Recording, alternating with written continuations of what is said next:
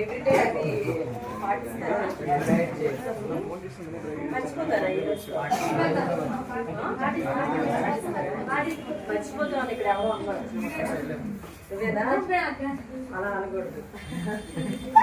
ఎప్పుడైనా మనకి అక్క అన్నయ్య ఎవరు వచ్చి మనకి చెప్పినా అది ఏంటి యేసయ్యతో మనకి రిలేషన్. మన జీవితంలో ఏదైతే మీకు ఏదైనా ప్రాబ్లం వచ్చిందనుకో, పెయిన్ వచ్చిందనుకో, లేకపోతే ఈ అబ్బాయి నేను కొట్టాననుకో, అప్పుడు ఎవరికి చెప్పాలి? యేసయ్యతో చెప్పాలి. అబ్బాయిని ఏం చేయాలి? క్షమించాలి. అబ్బాయి కోసం ఏం చేయాలి? ప్రార్థన చేయాలి. అలాగే ఎవరి కోసం ఒకరికొకరు ఎక్కువ ఫ్రెండ్షిప్ గా కలిగి ఉండాలి. దేవుడు చెప్పే ప్రతి మాట కూడా హార్ట్కి తీసుకోవాలి, బ్రెయిన్కి తీసుకోవాలి. ఓకేనా?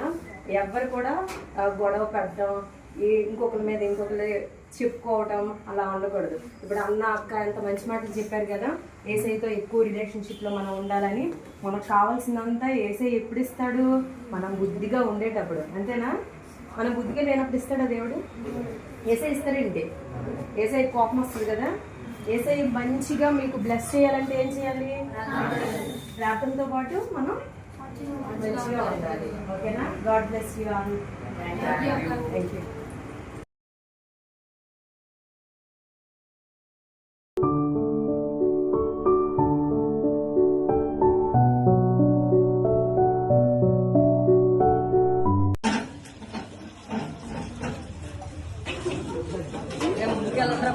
కూర్చోండి.